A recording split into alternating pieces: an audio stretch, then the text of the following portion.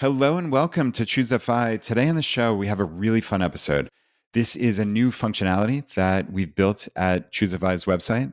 We talked about this a number of months ago. I had Jonathan back on the show and we talked about wouldn't it be cool if? And this is kind of the second wouldn't it be cool if episode, which is this is something that I always dreamed of, where we get just an incredible amount of questions from you, listeners, community members.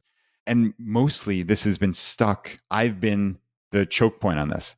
And now we have a whole group of friends and experts who are here to answer these questions. So for you, if you're listening to this, you have questions on any aspect of FI, any aspect of personal development or health and fitness, we now have people who can answer these. So ChooseFI.com/feedback. And today we're focusing on 4 questions that came in that Karsten from Early Retirement Now and Fritz from the Retirement Manifesto were kind enough to answer in great detail. So we're talking a lot about safe withdrawal rates, withdrawal strategies, required minimum distributions, and timelines to FI, and timelines of your FI path, and how many years you can look at a FI timeline, and how do you think about a safe withdrawal rate over not just a 30-year period, but a 50-plus year period.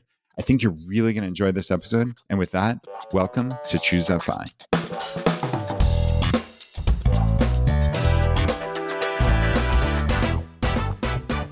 All right, so this is the first of this type of episode that we've ever done. Basically, we just added a really amazing functionality at our website. So if you go to ChooseFI.com/feedback, you can ask any type of question you want. So we have already onboarded 11 different experts who are great friends of the show, who have stood up and said, yeah, I want to help. I know the FI community has all these questions and people want answers. And what's amazing about our friends are that they're just willing to give their time and expertise. And we've already gotten a whole bunch of questions come in. I'm slowly working through. Jonathan and I are really trying to get them published and get all set. It's, of course, a learning curve for us, but I wanted to do this first episode really to embolden you to get your questions in. So again, ChooseFI.com/feedback. I think eventually this is going to go into our new member portal. So of course, if you haven't signed up for the ChooseFI member site, right now, what's really great about it, so there's a forum, there's all sorts of conversations going on.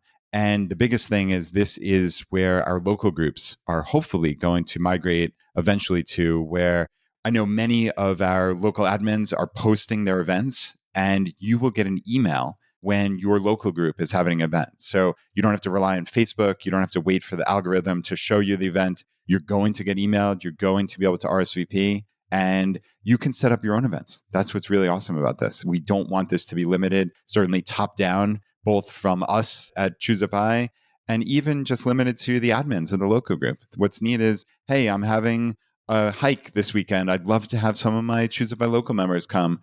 Create an event. Just do it, right? Like I know here in Richmond, a bunch of us have a walk every Tuesday and Thursday morning, and it's just fun. It's a nice little breakup of the week and just a nice fun hour to get out and talk with some friends. So these kind of things are happening all across the world in ChooseFI local communities, and we want to see you get involved. So just go to ChooseFI.com and you'll see it's really easy to just sign up. Jonathan made it so you can sign up now with, I think, Apple and your Google account, or you can set a regular email and password. This is the lifeblood of the community. So stand up, get involved, and ask your questions. And we are going to start with Karsten. So everyone knows Karsten is also known as Big Earn, and he blogs over at earlyretirementnow.com. He has a 60-plus part series on safe withdrawals. This is really the text for safe withdrawal rates when it comes to the FI community. Karsten is a PhD in economics. He's extraordinarily intelligent and well-researched, and he's just an incredible resource. So we're going to get this started with a question from Mike. With today's listener question, we're going to talk about 5.5% safe withdrawal rates. Is that the new safe withdrawal rate? Here's the question we got from Mike. Morning, Brad. I'm suspicious of this safe withdrawal article, mostly because it's conflicting with Big Earn's research so much. I wonder if Bangan has posted his work elsewhere for us to dive into. Does this hold up? To some degree, this is inside baseball. Safe withdrawal rate, what are you even talking about? For those of you that have had this concept of a safe withdrawal rate in your mind, as a number or as a thing, this will be an obvious and important question to answer. For those of you that are saying safe withdrawal rate, what is that? Basically, we're just saying when you retire, you need to start living on not your income, but now on your retirement. You're going to be living on your savings and maybe your investments, your retirement accounts, etc.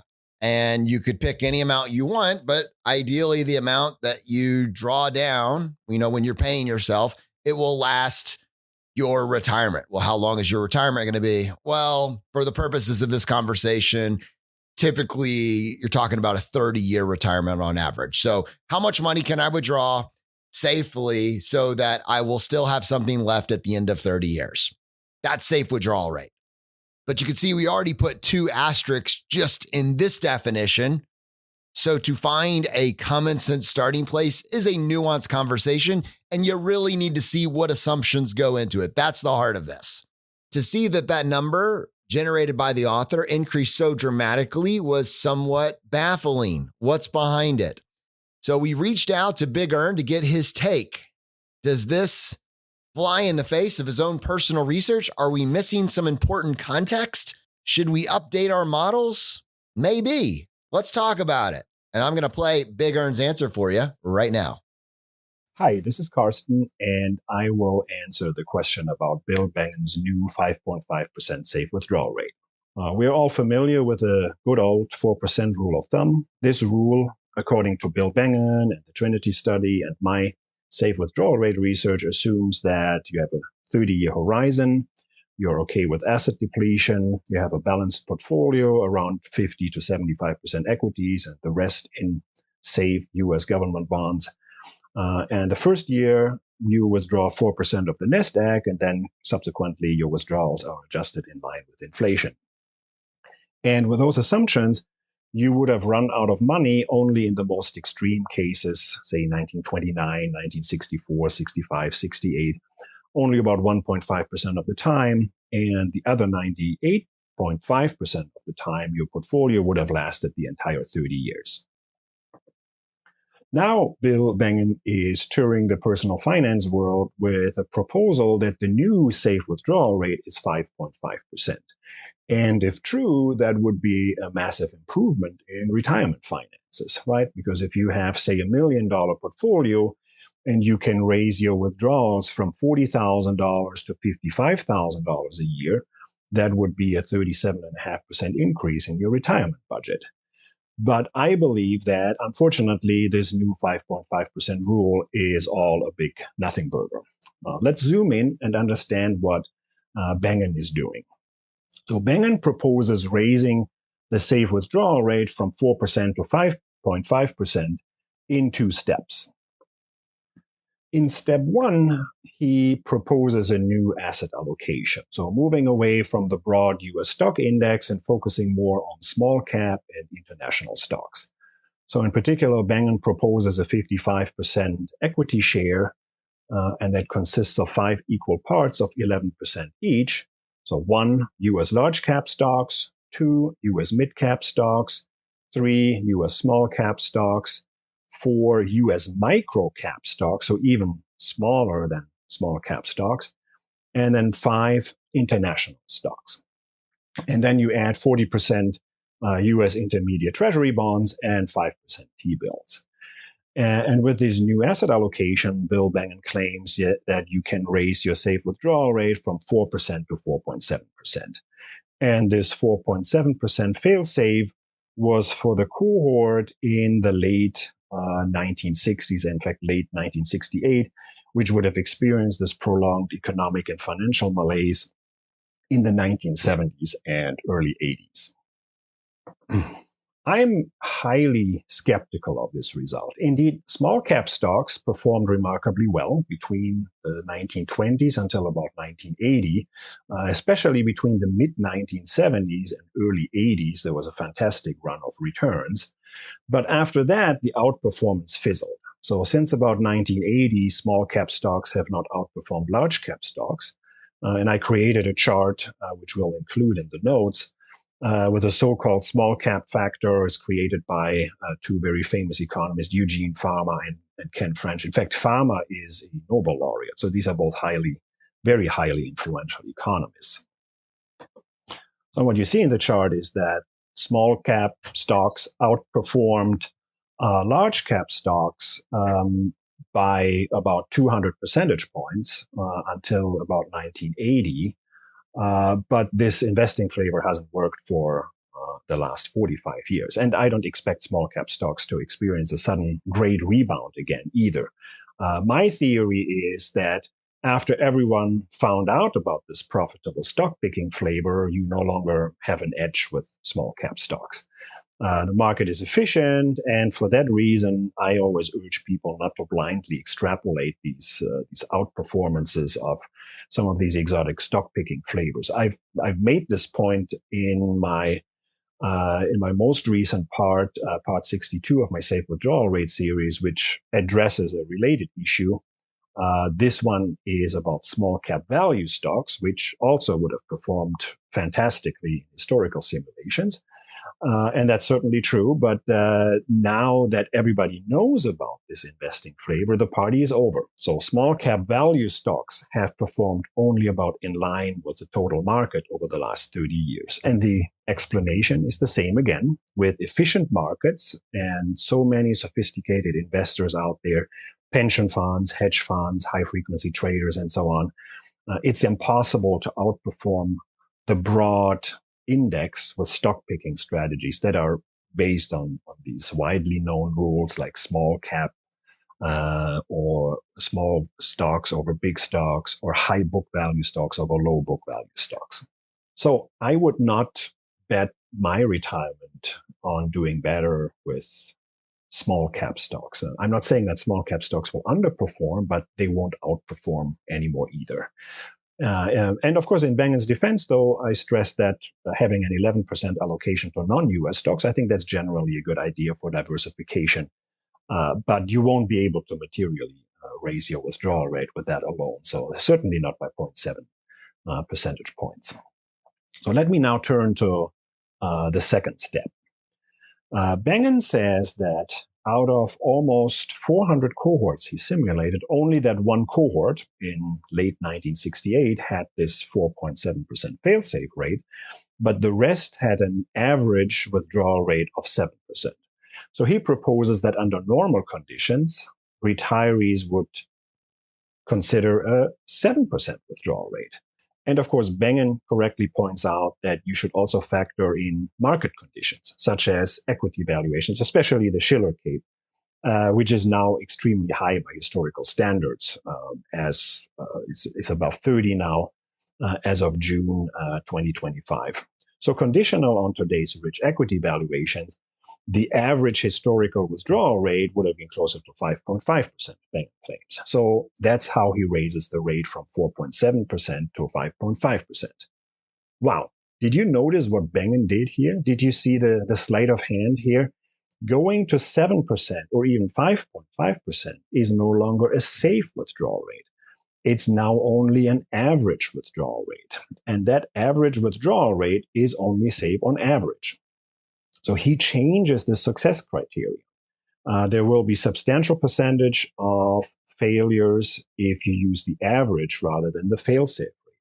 So typically when I study the statistical properties and the distributions of withdrawal rates, they are normally skewed in such a way that the average is actually a little bit greater than the median. So therefore, if you use the arithmetic average historical withdrawal rate, you would have a slightly higher than 50% failure rate. So calling this a new safe withdrawal rate is extremely deceptive because over the next 30 years, you might run out of money with a 50% or even higher chance. So I find this highly problematic, and I'm amazed that not more people have pointed this out yet.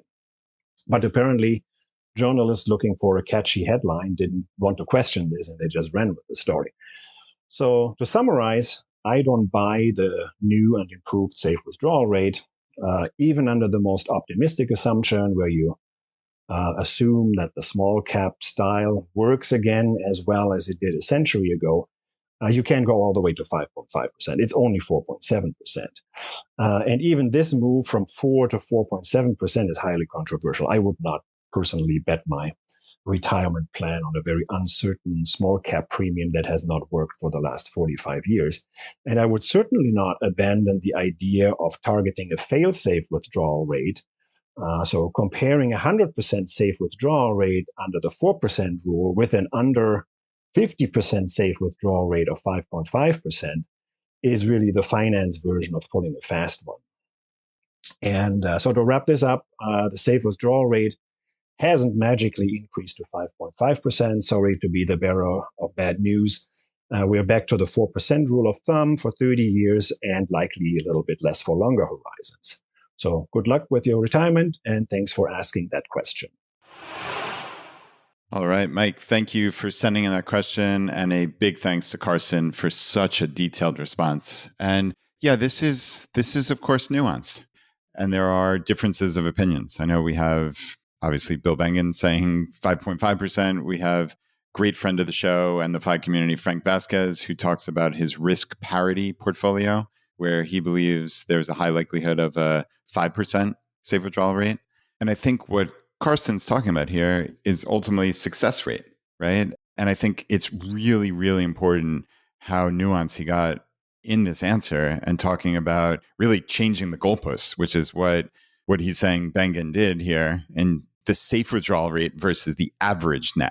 So as Karsten said, it's a bit deceptive, and it really does change the goalposts entirely. So if there's less than a 50% success rate for this 5.5% withdrawal rate, it's not truly safe, clearly. And I think this really gets into even more detail of what do we consider safe? And I think maybe this is an area where those of us in the FI community get a little bit too conservative, frankly, right? We are looking for something close to 100%. And that might mean that if we only have, let's say on paper, a 90% chance of success, we might actually work a couple years extra, multiple years extra to get it closer to 95, 98, 100%. And that might mean giving up actual years of your life to a job that you may not like. And there's a real cost to that. Let's be clear. So I think we cannot lose sight of that, because that is an actual cost, as opposed to we're just projecting here, right? We're running Monte Carlo simulations. We're trying to figure out, hey, based on the past, what could possibly happen in the future. But it's similar to my mantra of control what you can control. And in this case, you are potentially, or in many cases where people talk about their withdrawal rates, and we talk about one more year syndrome. Well, you might be giving up multiple years. It might not just be one more year syndrome. And there's a real cost to that for a potential eventuality of negativity. And I think that's usually a bad bet, because it also doesn't take into account any type of flexibility that you might have, which I know this isn't exactly Karsten's favorite thing, but I look at it as a lot of us are really flexible, and we can potentially lower our expenses for a year or two if need be. We can earn a little bit of money. I mean, I'm talking $5,000, $10,000, $20,000 in a year. You might just fall backwards into earning that kind of money, right? It doesn't mean you're going out of your way to earn money, but it might just happen as a natural consequence of your interest or things that you're learning. You never know, entrepreneurial ventures, right? And this is all not to mention that most of us don't even consider Social Security in our plans. We consider it a big whopping zero. And that's just really silly, frankly. I know at this point, I just turned 46, and I can theoretically, I guess, take Social Security in my early 60s. In the cosmic scheme of things, that's not all that far away. And I'm currently really not even, in fairness, I don't go into great depth on my plans because I am FI and I still do earn a bit of money. So I don't even forecast Social Security, but it's really silly, frankly, because I know there is a very high probability that at least something like 70% of the benefits that I'm anticipating are going to be there. I mean, it would take an absolute catastrophic zombie apocalypse style scenario for it to be zero. So it's really silly that most of us count that as zero.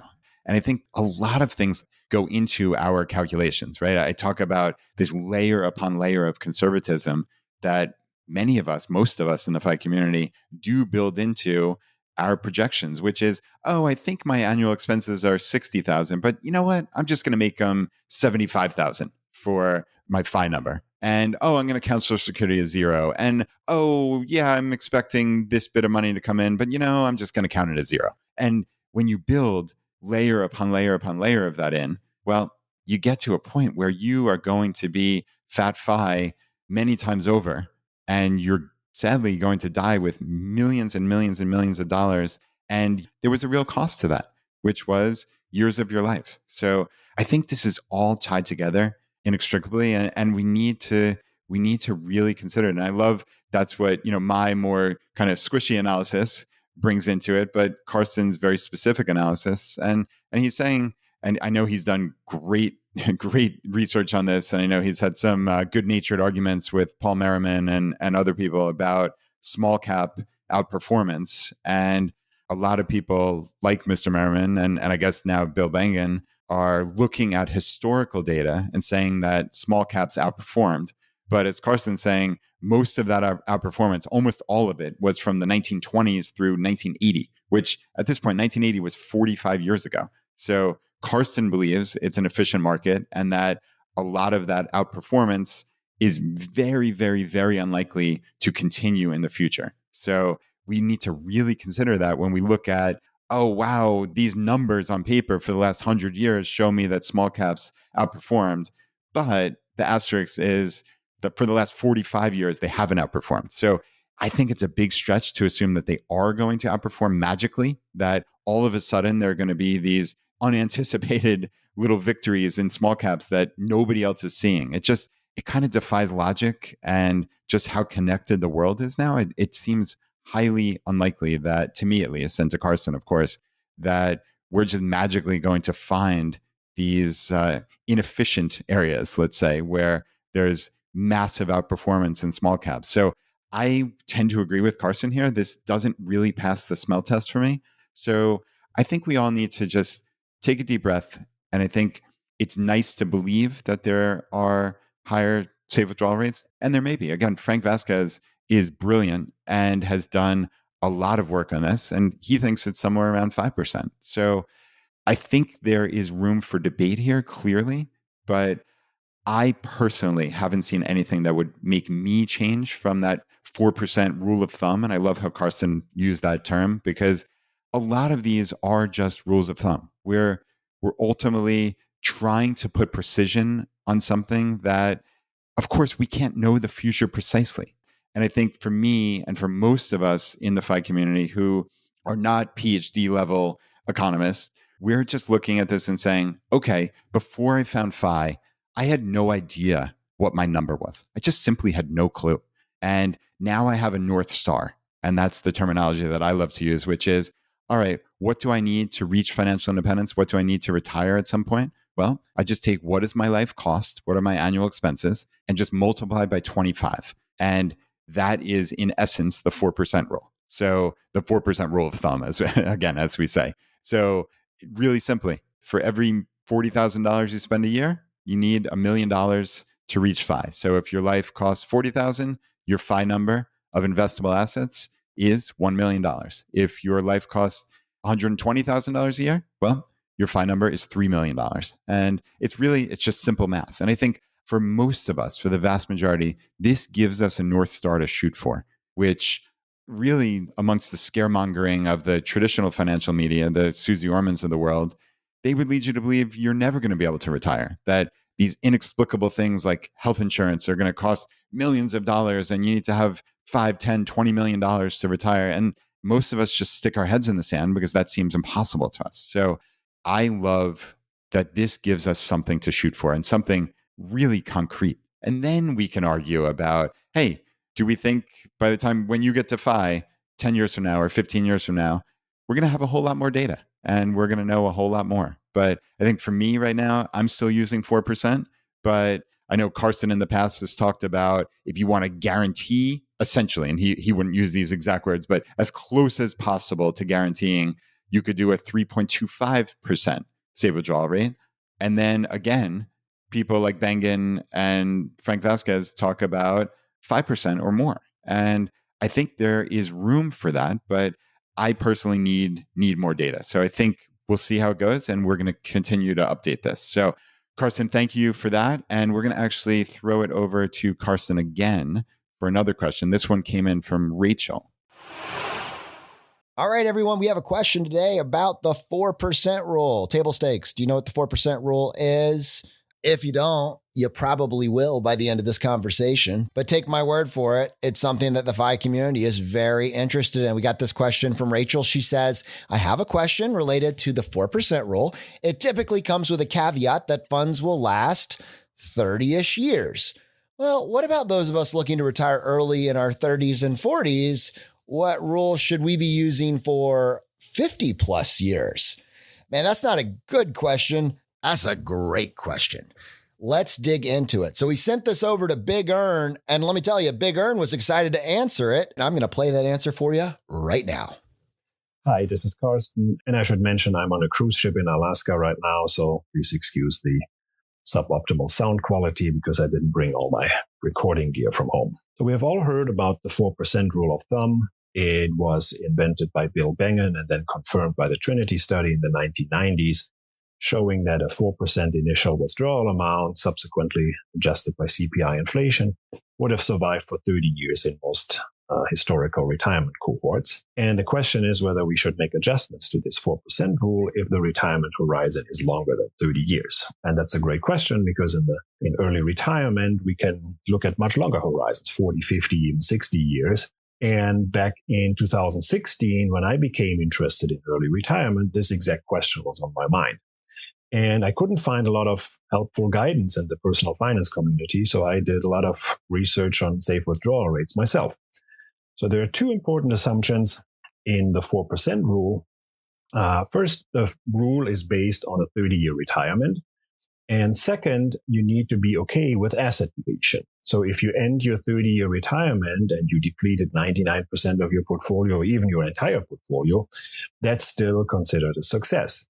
But if you depleted your portfolio after 30 years, obviously you can't tag on another 30 years of retirement after that. So that asset depletion assumption sometimes gets lost in the discussion in the FIRE community. I've met a lot of people in the FIRE community that didn't know that the 4% rule only assumes asset depletion and will not guarantee preserving your portfolio purchasing power. So how much do we have to reduce our spending if we retire early? So there are two camps in the personal finance scene. One is the overly cautious financial influencers that will tell you that if your retirement horizon is twice as long, you need to accumulate twice as much money as the 25x recommended for a traditional retirement. And two, the other camp is overly optimistic. They will note that the typical average or median retirement outcome after 30 years still leaves you with a substantial nest egg. So you cross your fingers that you have enough left to make it through another 30 years. Both of these extreme views are wrong, and the truth is somewhere in between. Both views are incorrect because they overlook a crucial concept in finance, the time value of money. So you don't need to set aside as much money for years 31 through 60 as for years 1 through 30. So camp 1 is wrong, but you should set aside at least some cash. You cannot just set aside $0 for years 31 through 60. So camp 2 is incorrect as well. And the only way to know for sure how much you need to set aside for years 31 onward is to examine the numbers, run simulations, and determine what would have been the historical failsafe. And that's what I do in my Safe Withdrawal Rate series. And you don't have to read all parts because that's currently over 60, because I study the effects of different retirement lengths and asset depletion versus preservation in part 2 of the series, and there will be a link in the notes. So in that post, towards the end, I provide a table with safe withdrawal rates stats for different asset allocation assumptions and retirement lengths. And if I take a balanced portfolio with 75% stocks and 25% bonds, which was historically a very robust asset allocation, I find that the 30-year fail-safe withdrawal rate is 3.82%. It's not 4% because the 4% rule, even over 30 years, is not entirely safe. it's only about 98.5% secure. And the few extreme tail events, such as 1929 and the 1960s, push the fail-safe withdrawal rate down to only 3.82%. Then if we extend the horizon to 40 years, the fail-safe drops to 3.58, then 3.35% for 50 years and 3.25% for 60 years. So there is a decline in the historical safe withdrawal rates, but the good news is that you don't have to have your retirement budget when extending the horizon by 2x. But it's still a meaningful reduction. So imagine you have $1 million, then you would reduce your retirement budget from $38,200 to $32,500 a year to account for an early retirement rather than a traditional one. So it's down about 15%. It's better than 50%, but certainly noticeable. And alternatively, we can calculate the target size of your net worth. Say you target a $50,000 retirement budget, you would need about $1.3 million. So that would be $50,000 divided by 0.0382 for a 30-year horizon. And you would need $50,000 divided by 0.0325, which is a little over $1.5 million. So instead of a 100% larger portfolio, like, say, Susie Orman wants you to target, it's only about 17.5% more for the early retiree. So let me summarize. There's some bad news. All else equal, early retirees need to accumulate some extra money to account for the longer horizon. But there's also some good news. First, even doubling your retirement horizon only requires about a 17.5% larger nest, not 100% larger nest egg. That was a real eureka moment when I first started my personal retirement planning journey, because I was concerned that I simply couldn't retire at all because I had, say, a 50 or 60-year horizon. However, the great insight from my research was that even in the historically worst-case scenarios, such as 1920s, 1960s, and 70s, a substantial fail-safe withdrawal rate prevailed. So when I retired in 2018, and right out of the gates, I faced some market volatility in 2018, later that year. And then during the 2020 bear market, the 2022 bear market, and the 2024 correction, I slept well at night because I knew that my withdrawal rate would have survived something as bad as the Great Depression. And there is more good news, which I mentioned just on the side, as this is not the main topic for today. As early retirees, we may also have some other things going in our favor. So, for example, later in retirement, I can assume additional cash flows, such as a pension and Social Security, which will eventually reduce how much I have to withdraw from my portfolio. And it may not make a massive difference for a very early retiree, but the typical FIRE enthusiasts, usually they plan to retire, say, in the 40s or 50s. And when you have these additional cash flows around the corner, maybe starting in your 60s already, you may increase your withdrawal targets again. So I've run some case studies where the bare bones retirement with the longer horizon required a safe withdrawal rate of 3.5%. But then the supplemental cash flows, such as pensions and Social Securities, pushed your safe withdrawal rate to above 4% again. So again, this was not the question today, but I wanted to include this insight to end on a more positive note. Don't get discouraged by the slightly lower FIRE safe withdrawal rates and the historical simulations. With a personalized withdrawal analysis, you will likely find a significantly higher spending rate if you do the math right. So in any case, good luck with your retirement, and thanks for asking me that question. All right, another amazing answer from Karsten. And this one I'm going to not really add too much because it stands on its own, but I think this is a really, really important question. And I think it's important that we think about this time horizon. And it's really pretty wonderful. And I love actually how Karsten's analysis tied into what I said from the first question, which was, hey, most of us aren't even considering Social Security or a pension at all.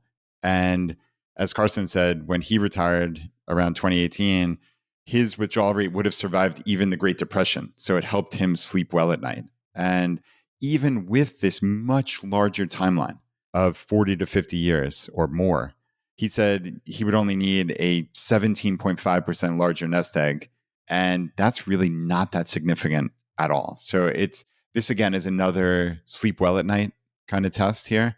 And yet again, most of us aren't considering we probably will have extra money coming in, and certainly with Social Security, maybe even some type of pensions or some such. So there's a lot of positivity here. Okay, this wasn't just built. Yeah, the Trinity study and the 4% rule really was about 30 years. And for most of us, we have significantly more than a 30-year time horizon.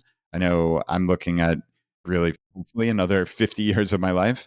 And I think there's a reasonable chance I'll bring in some money. I know for sure I'll have some Social Security, barring a zombie apocalypse, and I'm going to be okay. And I think for me, looking at that roughly 4% gives me something really specific. And like Karsten said, even in the largest timeline he could come up with, 3.25% is yet again that number. So if you want to be the absolute safest you could possibly be within reason, 3.25% should be that floor. So for anybody out there who's listening to this and is planning on going below that, just for whatever conservatism's sake, like, please rethink that.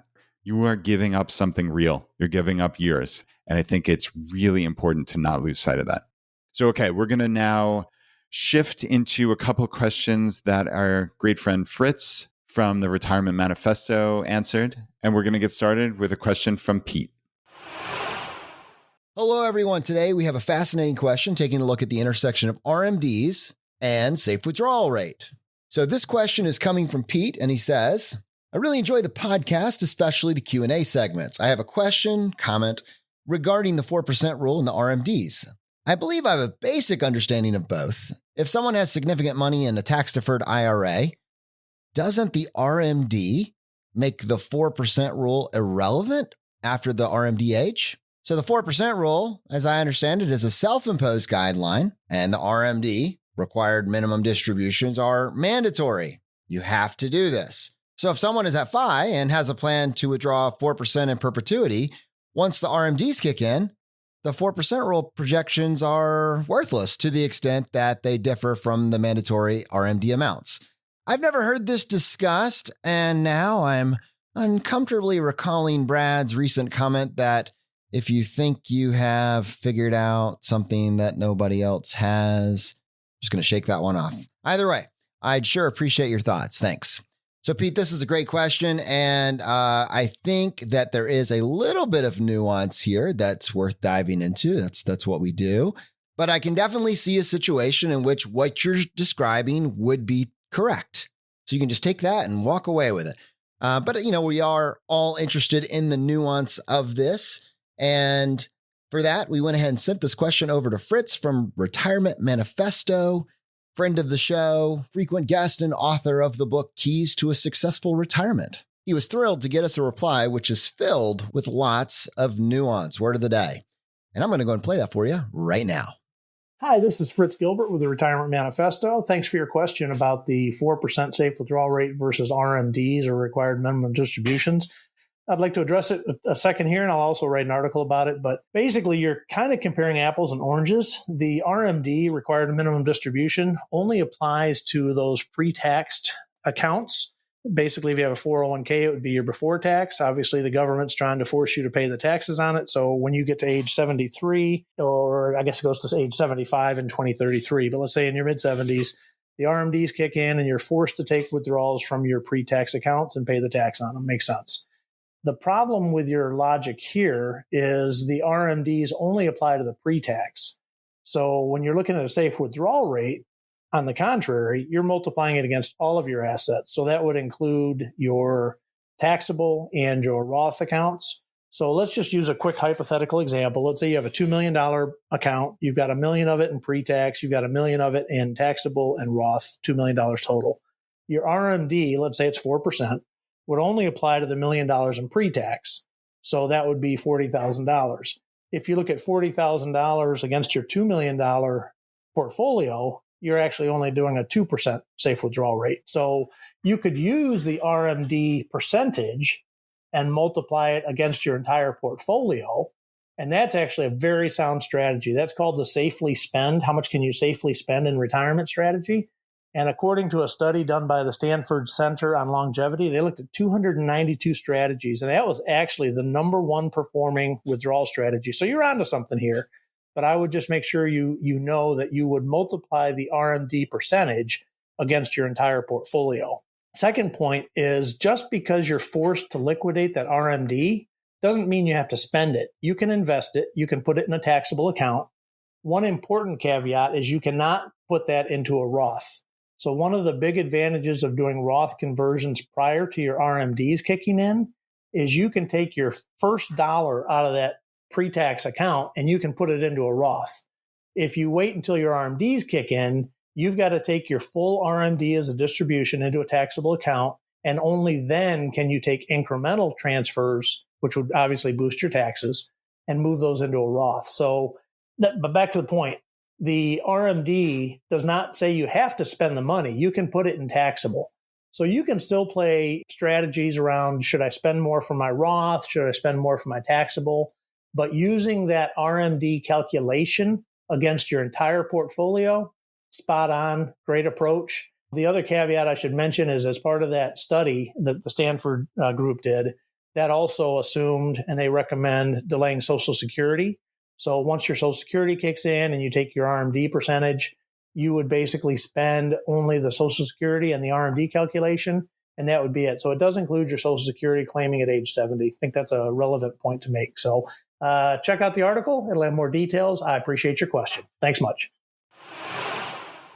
All right, Pete, this was a really good one. And I laughed out loud when you alluded to my comment, which basically, for anybody who didn't hear that, was, yeah, if you think you've found something that's absolutely genius that no one else in the world, 100+ billion humans that have come before you, just magically missed, it's probably a reasonable likelihood that that's not the case. And that's not to say, of course, that there aren't eureka moments in human history, et cetera, but usually some of us go down rabbit holes and we're like, oh, I figured something of the secrets of the universe. And it usually winds up not being the case. So in this case, yeah, as Fritz so aptly said, this is really comparing apples to oranges.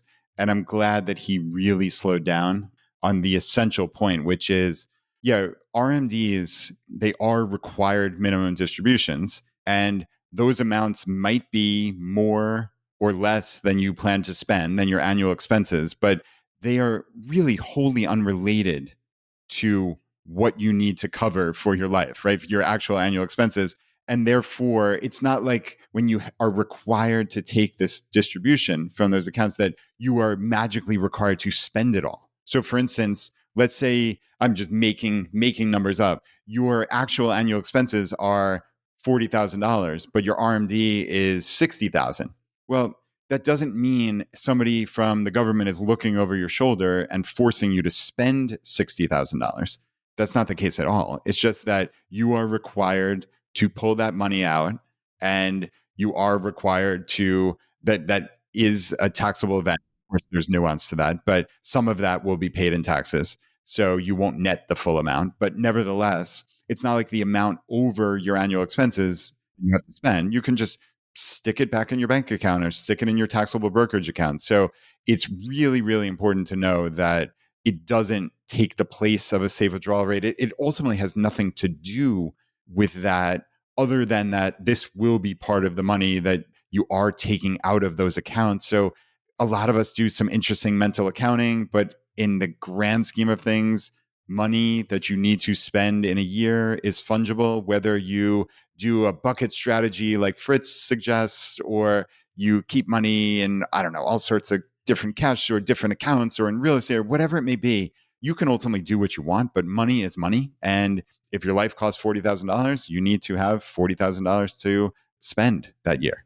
And no matter how you arrive at that, I think that's up for debate or personal preference based on your portfolio, how you look at money and math and safety and security and all these things. And we can talk about that under separate circumstances. But yeah, in this case, the RMDs really are apples to oranges to the safe withdrawal rate. But Pete, great question. I love people thinking outside the box. I think that's what's so important. Just regardless of whether we're right or wrong, it fosters the conversation. And you certainly did that here. So I think a lot of people are going to benefit from this. And we're going to move on to another question that Fritz answered. And this one is a question from Matt on dynamic drawdown strategies. Hey everyone, today we're going to be talking about drawdown strategy. We got this question from Matt and he says, "Hi ChooseFI. I've been diving deep into many of your podcasts, especially related to drawdown strategy, as I'm approaching retirement. Right now, I have a $2.5 million portfolio comprised of 90% stocks, mostly US, some international, 10% cash and a money market. I'll be 43 next year, which is when I'm considering retirement. I'm considering a dynamic withdrawal strategy where I take 0.25% per month to get to the 3% annual withdrawal, and I put that in my money market. For months where that withdrawal isn't enough to carry expenses, I dip into the principal in my money market slightly to cover, the difference. When the stock market performs better, it would then replenish the cash in the money market. This process feels simple for me, and it seems like it would respond to market changes quickly and would help me preserve the value of my portfolio for the long term. Can you help me think through other pros and cons with this approach? One thing I'll have to figure out is that about 50% of the portfolio is located in a 401k with Vanguard, though it seems like the other half in my taxable brokerage would cover me long enough to get to retirement age. And I'm also considering doing some Roth conversions in the interim. All right, so we've got dynamic withdrawal strategies. We've got all sorts of options on the table. We've, kind of this, how can we ultra optimize? When we got this question, we immediately thought of our good friend Fritz Gilbert. He is the author behind the book, Keys to a Successful Retirement, as well as the popular blog, Retirement Manifesto, and a frequent guest on the podcast. So we sent him over this question and he was delighted to answer it. And I am delighted to share that answer with you today. Hey guys, this is Fritz Gilbert from the Retirement Manifesto weighing in on the question here. In principle, it's a sound concept. You're basically talking about starting to fund your retirement spending. It's a major change from the accumulation phase. You've done some thinking about it. I've got a couple of suggestions, though. I think the first thing that concerns me a bit, you're looking at taking a 0.25% every month, which is a lot of transactions, a lot of decisions every month. What am I going to sell? Not a real clear explanation of your methodology of how you're going to determine what to sell. The math makes sense, 3% withdrawal rate. I think that's fine, but I would suggest you think about a couple of things. One is maybe do either quarterly or semi-annually transactions, and you basically would look at your asset allocation by your major holdings. You could use something like Empower to do that for you and look at which asset class is up the most to determine what you'd like to sell. That's one recommendation. The other thing is your asset allocation, 90% stock. As you get into retirement and the sequence of return risk, that's a pretty high allocation. You might want to think about looking for opportunities to start building a bond ladder. And you could use CDs in the near term and maybe some ETFs like the Invesco. They've got some 2028, 2029. They've got specific years that hold bonds that mature in that year. So you could start structuring some ladders for, let's say, 25 or 50% of that year's spending. When those mature, you would move those into your money market fund and draw from that. So that's something to think about. Maybe try to find some bond exposure in there to minimize your sequence of return risk. And then I guess the other thing is the 10% cash doesn't sound bad. The concern I've got is you say when the market performs better, I would then replenish the cash.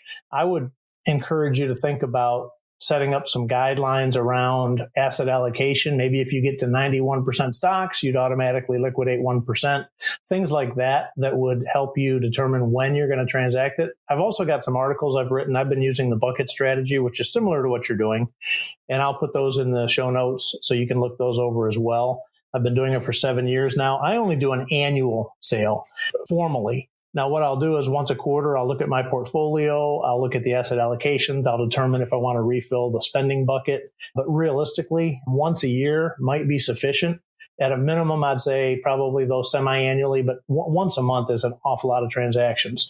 And then the last thing, about 50% of your portfolios in the 401k. I was similar to that. I got rid of my 401k and moved those into individual accounts so that I could better manage. The online management of 401ks can be a little bit burdensome. So think about that. And I wouldn't worry. You've got half of it in taxable, so you've got plenty of options. I would also look seriously at maybe doing some Roth conversions if you've got a lot of that in pre-tax. And as you're doing that, you're going to incur some pretty hefty tax expenses. So make sure you're building that into your spending as well. when you're looking at this 3% and make sure you've got sufficient funding there. So hopefully that helps. Thanks for giving me the opportunity to answer. We'll see you. Okay, so great answer here from Fritz again. And Matt, thank you for the question. And yeah, I guess my take on this is a lot of the things that Fritz alluded to in passing. I always counsel simplicity. And I know this is what I'm striving for in my life.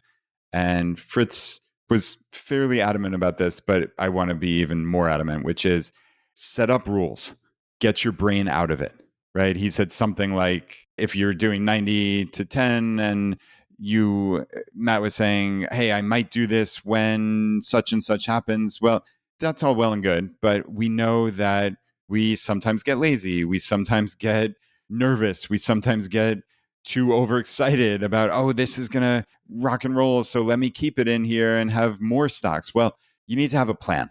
And I think this is what we've talked about here on the podcast for years about an investor policy statement where you just have rules that you set in times when your brain isn't going a million miles an hour, that there's nothing terrible happening, some crazy shock in the market, or the opposite, which is things are just booming and your natural tendency is to let it ride. Well, what if your plan was, I need 10% in bonds or money market or whatever it is, or 20% or 30%? Well, you're going to very quickly get out of that. And then we get down to timing and stock picking and all these things that we want to avoid. And I think Fritz talked about this really specifically with Matt's monthly 0.25% per month sale of the annual expenses, or I guess he has a 3% withdrawal rate, which again, based on what we talked about with Karsten in the earlier part of this episode, 3% is just too low. It just simply is.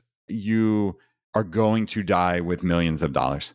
And that's just the reality. And I don't think that makes sense. I mean, I think 3.25% is the absolute lowest that I could in any way advocate for based on Karsten's research. But realistically, I think for the vast majority of us who are already adding in all these layers of conservatism, 4% is a very, very good number to shoot for. And again, we have a lot of friends and experts who think it can be dramatically higher than that. So to shoot for 3%, it doesn't make sense to me. And then, to spread that 3% out over 12 months, well, if you can set it up that it's automated and you don't have to think about it and you know precisely where it's coming from, that's a different story entirely, right? But if you're going to have to rely on your brain and your behavior to actually log in and have the courage or whatever to sell 12 times a year, I just think that's a bad strategy. I think it flies in the face of simplicity. It flies in the face of behavioral economics and how we all know our brains mess us up. So I definitely agree with Fritz on this, that I would do this. He said quarterly or twice a year. I think he said he even does it just once a year. That makes a whole lot more sense to me personally. But again, if you can do this, that it's automated 12 times a year, it is perfectly fine. I don't think Matt's going to get in trouble. I don't think anybody else is going to get in trouble with that. But you have to have rules. You can't just fly by the seat of your pants and do this. So another thing Fritz talked about was if you have a 401k that even after you've separated service from that company, you can still leave your 401k there, but you can also roll it to a traditional IRA that you can control at whatever brokerage of your choice. You know, I like personally Vanguard, Fidelity, and Schwab, and it's really, really easily. That's not a taxable event. Of course, you have to follow the rules. This has to be done in a certain time period. So please don't screw around with this and just don't put it in the IRA. You're going to have a real issue then. But to roll it from a 401k to an IRA that you can control and you can put in whatever investment you want, it's really quite easy. Yeah, I know I did this personally at Fidelity in the last couple of years, and it was simple. I basically didn't have to do anything. But again, we always talk about the investing two-step, right? This is both for something like this and really more importantly for when we invest money, hopefully every month or more frequently. Whenever you have an investable cash, you transfer the cash over to your brokerage, but then it's just sitting there in cash. You haven't invested it yet, okay? You have to actually, the second step of the two-step is you have to purchase equities. You have to purchase something like VTI or VOO or whatever it may be that you're purchasing. Otherwise, the money just sits there in cash. And now, luckily, most of the main brokerages do put you in what equates to a high yield savings. It's not exactly a savings account, but you do wind up getting, in most cases, a couple percent interest. But that's not what you're looking to do. That's not going to get you wealthy over 30, 40, 50 years. You need to invest this. So please just remember that. And depending on how your 401k to IRA rollover happened, there's a reasonable likelihood that the money will end up in cash in your traditional IRA, and you do have to invest it. So that's just something very important. There are times clearly where the assets can just transfer over, but in a lot of cases that I've seen, it would have transferred over as cash. So just keep that in mind. You want to log in after the rollover happens and just see what's sitting there. If it's cash, you need to get it invested. It's just really, really important. So all right. Well, this has been a ton of fun, and I really appreciate everybody sending in these questions. Again, ChooseFI.com/feedback, but also very importantly, when you're at our website, sign up for the member app, the totally free app that Jonathan created. This is really going to become the center of hopefully the FI community and certainly the ChooseFI community and all of our local groups. So start moving over there. And if you're a ChooseFI admin, please set up your events there. They get emailed out to all the people that signed up. And we've had a lot of reports that groups are getting people who have just never come out to events before. And we've had really record turnout at a ton of different groups. I know Charlottesville mentioned this. My brother's group in Wisconsin has had great success. These are just two that come to mind just off the top of my head.